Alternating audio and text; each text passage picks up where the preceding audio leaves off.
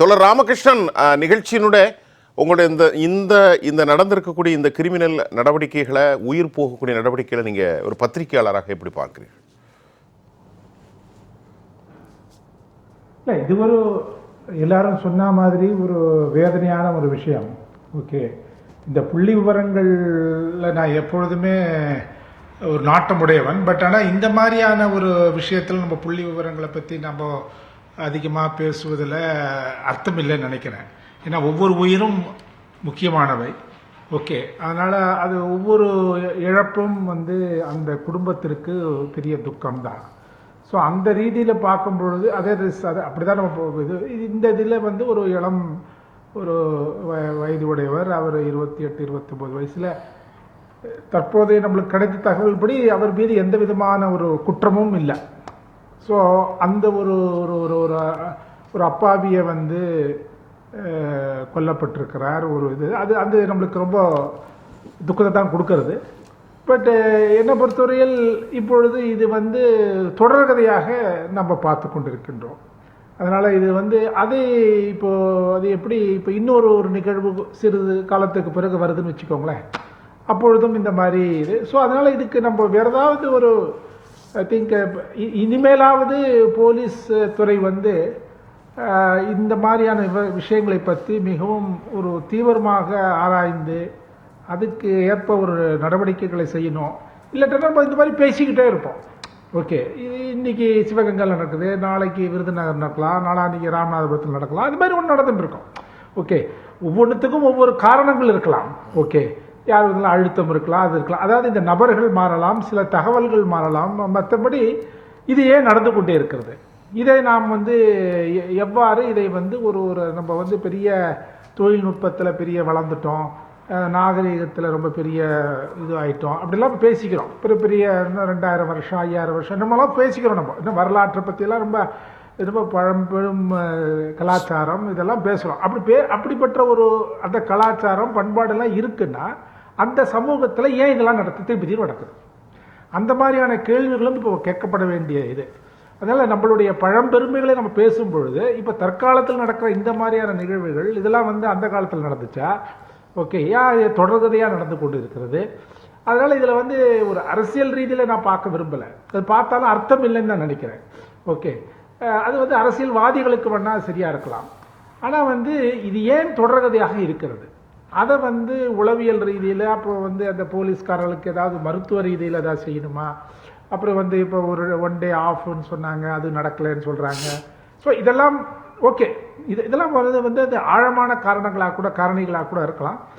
பட்டு இப்போ இதெல்லாம் ஆராய்ந்து இதை களைந்து அதுக்கான நடவடிக்கைகள் எடுக்கணும். இல்லாட்டன்னா நம்ம இது ஒரு மீண்டும் மீண்டும் விவாத பொருளாக பேசு பொருளாக இருந்து கொண்டே இருக்குமே தவிர சரி, அதில் என்ன பெரிய சாதனை, அதில் என்ன பெரிய சந்தோஷம், அதில் எது என்ன எனக்கு அதனால ரொம்ப ஒரு இது இந்த ஹோல் எபிசோடே ரொம்ப ஒரு வேதனைக்குரிய விஷயமாக இருக்கிறது.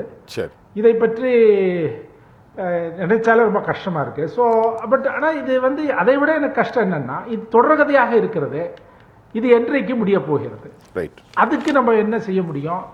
அதுக்கு ஏதாவது அந்த இதில் அங்கே தான் நம்மளுக்கு பெரிய ஒரு கேப் இருக்குது. நம்மளால் அதுக்கு மீறி செய்ய முடியல. அதாவது காம்பன்சேஷன் கொடுக்குறதோ, ஒரு வேலை ஒருத்தர் கொடுக்குறதோ, அதெல்லாம் ஓகே ஃபைன். பட் எல்லாம் நடந்து முடிஞ்ச பிறகு கொடுக்குறீங்க.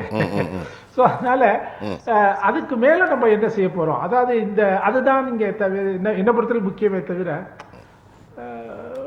எனக்கு அதுதான் இது என்ன இப்போ வேற என்ன சொல்ல முடியும்னு எனக்கு தெரியல. கண்டிப்பா. சரி, உங்களுடைய மனவேதனை எனக்கு புரியுது. ரொம்ப ஒரு பத்திரிகையாளராக எந்த அளவுக்கு பாதிக்கப்பட்டிருக்கீங்கிறத நான் உளவியல் ரீதியாக நான் அறிந்து கொண்டிருக்கிறேன். நீங்கள் பேசுனதை திருப்பி ஒரு செய்தி இவ்வளோ நேரம் சொல்லியிருக்கீங்கன்னா, ஒரு ஆழமான மனிதநேய பாவனைகளில் தமிழ்நாடு அனைவரும் பாதிக்கப்பட்டிருக்கிறாங்கள் தான் நான் புரிஞ்சிருக்கேன். தோழர் ராமகிருஷ்ணன் இந்த அழுத்தமான நாம் கொஞ்சம் இறுக்கமான சூழ்நிலையை பேசிக் கொண்டிருக்கிறோம். சுருக்கமாக ஒரு கல்வியாளராக, பத்திரிகையாளராக நிறைவு கருத்து வை.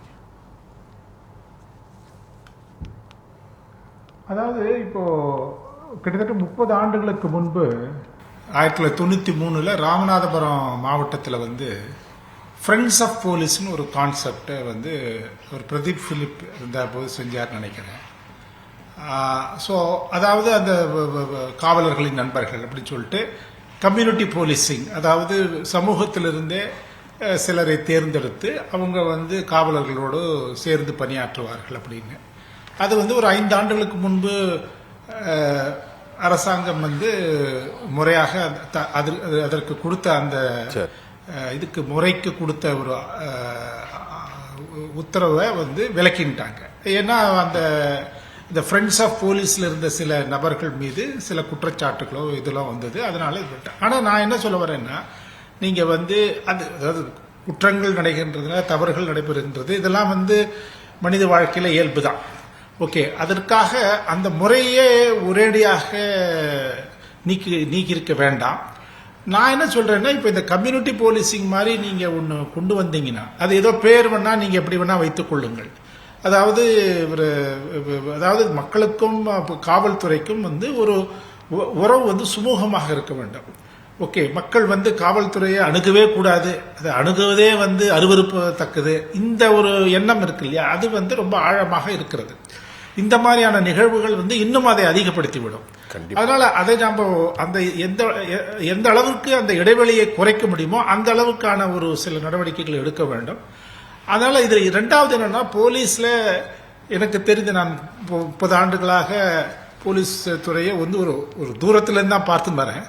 அதில் என்ன எனக்கு பார்க்குறேன்னா, இந்த போலீஸ் டிபார்ட்மெண்ட்ல டிஃப்ரெண்ட் லெவல்ல கொஞ்சம் வெவ்வேறு சிந்தனை உள்ளவர்கள் வந்து என்ன ஆயிடுறாங்கன்னா, அவங்கள வந்து அந்த டிபார்ட்மெண்ட்ல ஒதுக்கியே வச்சிடுறாங்க.